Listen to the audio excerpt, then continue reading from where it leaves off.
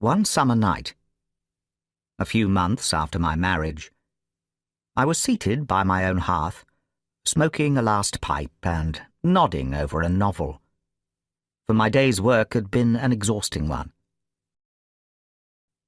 My wife had already gone upstairs, and the sound of the locking of the hall door some time before told me that the servants had also retired.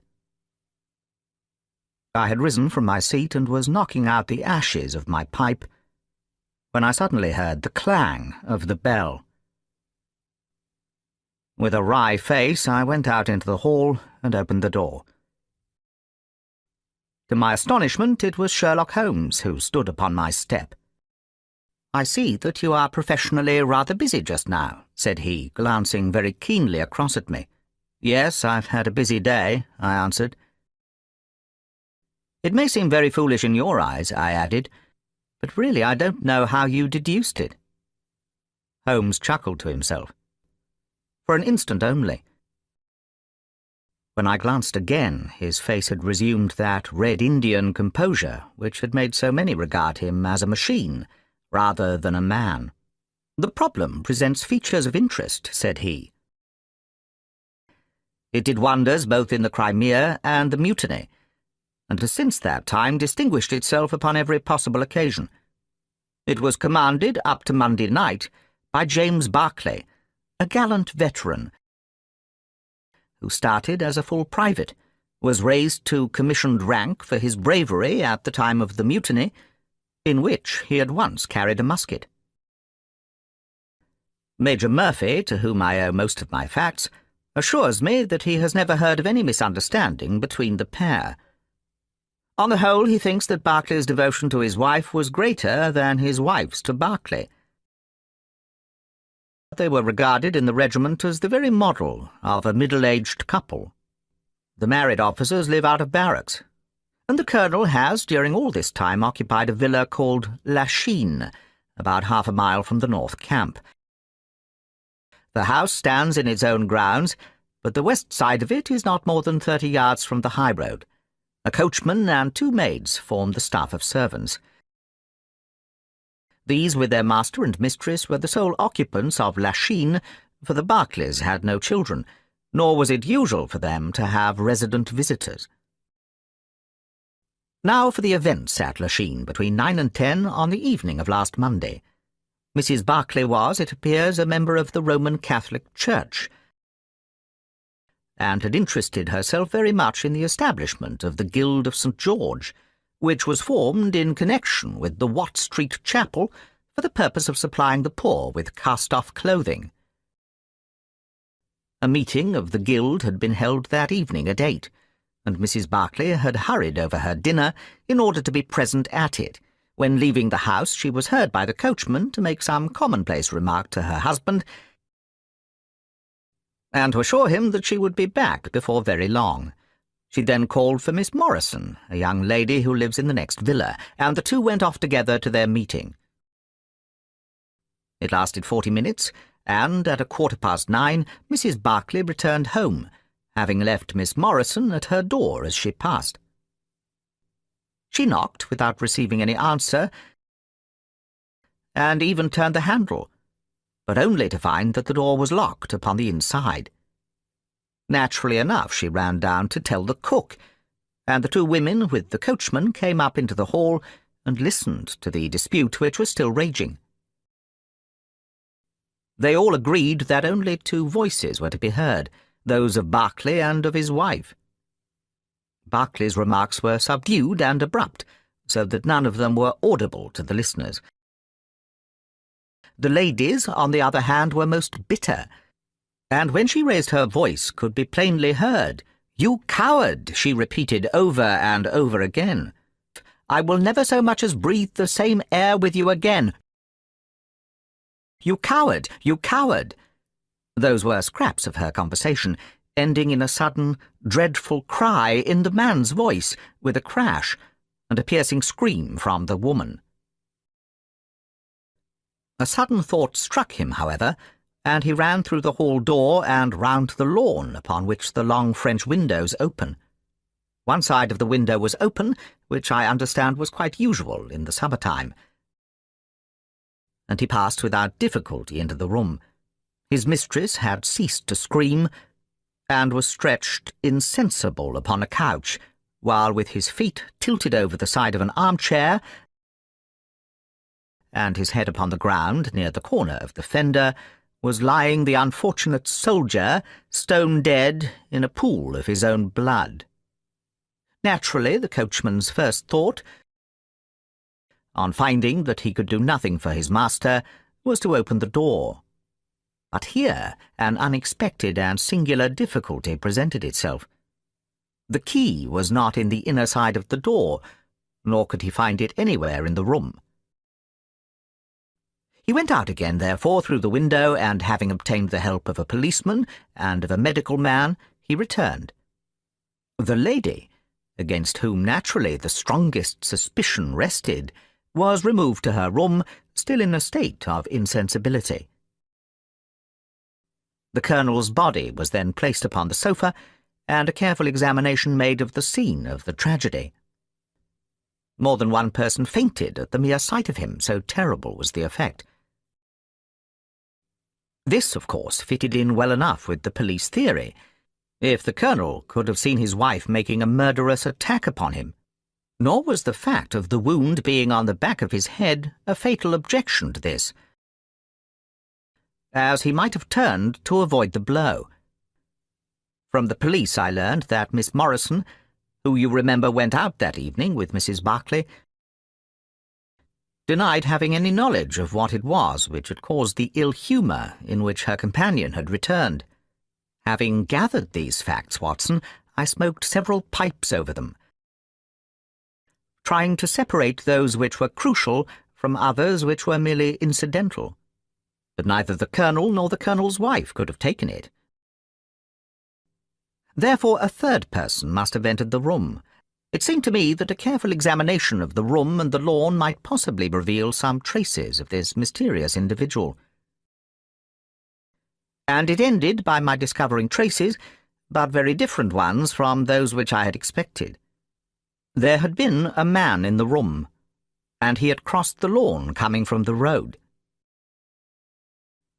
I was able to obtain 5 very clear impressions of his footmarks, one in the roadway itself, at the point where he had climbed the low wall, 2 on the lawn, and 2 very faint ones upon the stained boards near the window where he had entered. He had apparently rushed across the lawn, for his toe marks were much deeper than his heels.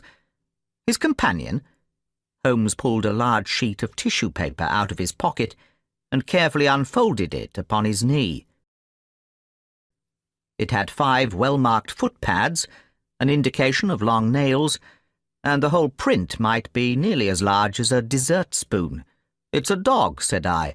"Did you ever hear of a dog running up a curtain?" I found distinct traces that this creature had done so. What can it be, then? Neither dog nor cat nor monkey, nor any creature that we are familiar with. Add to that the length of neck and head, and you get a creature not much less than 2 feet long, probably more if there is any tail. You have an indication, you see, of a long body with very short legs attached to it. Then what was the beast? Ah, if I could give it a name, it might go a long way towards solving the case. On the whole, it was probably some creature of the weasel and stoat tribe, and yet it is larger than any of these that I have seen. We know that a man stood in the road looking at the quarrel between the Barclays. The blinds were up and the room lighted. We know also that he ran across the lawn, entered the room,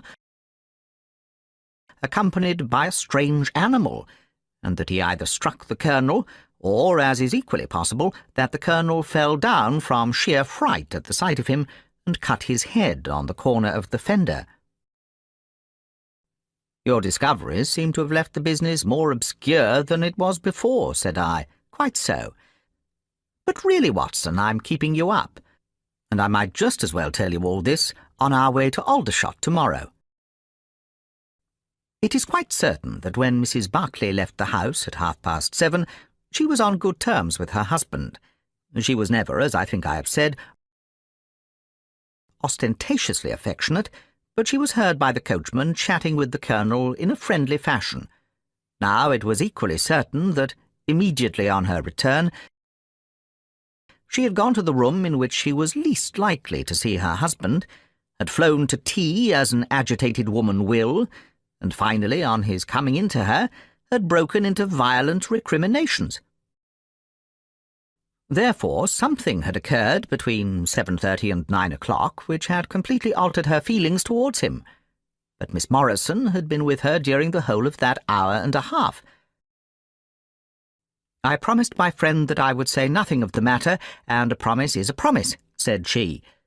"But if I can really help her when so serious a charge is laid against her, and when her own mouth, poor darling, is closed by illness, then I think I am absolved from my promise. I will tell you exactly what happened upon Monday evening. On our way we had to pass through Hudson Street, which is a very quiet thoroughfare. There is only one lamp in it, upon the left-hand side. And as we approached this lamp I saw a man coming towards us, with his back very bent, and something like a box slung over one of his shoulders. We were passing him when he raised his face to look at us in the circle of light thrown by the lamp. And as he did so he stopped, and screamed out in a dreadful voice, "My God, it's Nancy!" Mrs. Barclay turned as white as death, and would have fallen down had the dreadful-looking creature not caught hold of her. He had a very dark, fearsome face, and a gleam in his eyes that comes back to me in my dreams. "Just walk on a little way, dear," said Mrs. Barclay. "I want to have a word with this man. It's an old acquaintance of mine who has come down in the world," said she. My next step, obviously, was to find the man who had produced such a remarkable impression upon Mrs. Barclay. If he were still in Aldershot, it should not be a very difficult matter. There are not such a very great number of civilians, and a deformed man was sure to have attracted attention. The man's name is Henry Wood, and he lives in lodgings in this same street in which the ladies met him. The man is by trade a conjurer and performer, going round the canteens after nightfall, and giving a little entertainment at each. So much the woman was able to tell me. And also that it was a wonder the man lived, seeing how twisted he was, and that he spoke in a strange tongue sometimes, and that for the last 2 nights she had heard him groaning and weeping in his bedroom. In spite of his capacity for concealing his emotions, I could easily see that Holmes was in a state of suppressed excitement, while I was myself tingling with that half-sporting, half-intellectual pleasure which I invariably experienced when I associated myself with him in his investigations. "Ah, here is Simpson to report." "He's in all right, Mr. Holmes," cried a small street Arab, running up to us. "Good, Simpson," said Holmes, patting him on the head. "Come along, Watson. This is the house." He sent in his card with a message that he had come on important business, and a moment later we were face to face with the man whom we had come to see. In spite of the warm weather, he was crouching over a fire, and the little room was like an oven. The man sat all twisted and huddled in his chair, in a way which gave an indescribable impression of deformity. But the face which he turned towards us, though worn and swarthy, must at some time have been remarkable for its beauty. "Mr. Henry Wood, late of India, I believe," said Holmes affably. "I've come over this little matter of Colonel Barclay's death." "What should I know about that?" "That's what I want to ascertain. You know, I suppose, that unless the matter is cleared up, Mrs. Barclay, who is an old friend of yours, will in all probability be tried for murder." The man gave a violent start. "You see me now, with my back like a camel, and my ribs all awry. But there was a time when Corporal Henry Wood was the smartest man in the 117th Foot. Barclay, who died the other day, was sergeant in the same company as myself, and the belle of the regiment. Aye, and the finest girl that ever had the breath of life between her lips was Nancy Devoy, the daughter of the colour sergeant. Well, though I had her heart, her father was set upon her marrying Barclay. I was a harum-scarum, reckless lad, and he had had an education and was already marked for the sword belt. But the girl held true to me, and it seemed that I would have had her. When the mutiny broke out and all hell was loose in the country, we were shut up in Bertie. The regiment of us, with half a battery of artillery, a company of Sikhs, and a lot of civilians and womenfolk. There were 10,000 rebels round us, and they were as keen as a set of terriers round a rat cage. About the second week of it, our water gave out, and it was a question whether we could communicate with General Neal's column, which was moving up country. My offer was accepted, and I talked it over with Sergeant Barclay, who was supposed to know the ground better than any other man, and who drew up a route by which I might get through the rebel lines. There were 1,000 lives to save, but it was of only one that I was thinking when I dropped over the wall that night. My way ran down a dried-up watercourse which we hoped would screen me from the enemy's sentries. But as I crept round the corner of it, I walked right into 6 of them, who were crouching down in the dark, waiting for me. In an instant I was stunned with a blow and bound hand and foot. But the real blow was to my heart, not to my head, for as I came to and listened to as much as I could understand of their talk, I heard enough to tell me that my comrade, the very man who had arranged the way that I was to take, had betrayed me by means of a native servant into the hands of the enemy. Well, there's no need for me to dwell on that part of it. You can see for yourselves the state in which I was left. There I wandered about for many a year, and at last came back to the Punjab, where I lived mostly among the natives, and picked up a living by the conjuring tricks that I had learned. I'd rather that Nancy and my old pals should think of Harry Wood as having died with a straight back than seeing him living and crawling with a stick like a chimpanzee. But when one gets old, one has a longing for home. For years I've been dreaming of the bright green fields and the hedges of England. At last I determined to see them before I died.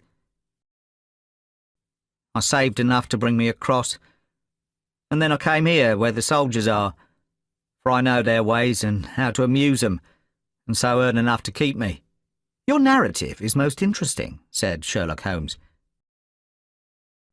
The man leaned over and pulled up the front of a kind of hutch in the corner. In an instant out there slipped a beautiful reddish-brown creature, thin and lithe, with the legs of a stoat, a long thin nose, and a pair of the finest red eyes that ever I saw in an animal's head. "It's a mongoose," I cried. "Well, some call them that, and some call them ichneumon," said the man. "Snake catcher is what I call them, and Teddy is amazing quick on cobras. I have one here without the fangs, and Teddy catches it every night to please the folk in the canteen." "Any other points, sir?" "Well, we may have to apply to you again, if Mrs. Barclay should prove to be in serious trouble. In that case, of course, I'd come forward. But if not, there is no object in raking up this scandal against a dead man, foully as he has acted. You have at least the satisfaction of knowing that for 30 years of his life his conscience bitterly reproached him for this wicked deed." "Ah, Holmes," he said, "I suppose you have heard that all this fuss has come to nothing." "What then?" "The inquest is just over. Come, Watson, I don't think we shall be wanted in Aldershot any more." "Of reproach?" "Yes." David strayed a little occasionally, you know, and on one occasion in the same direction as Sergeant James Barclay.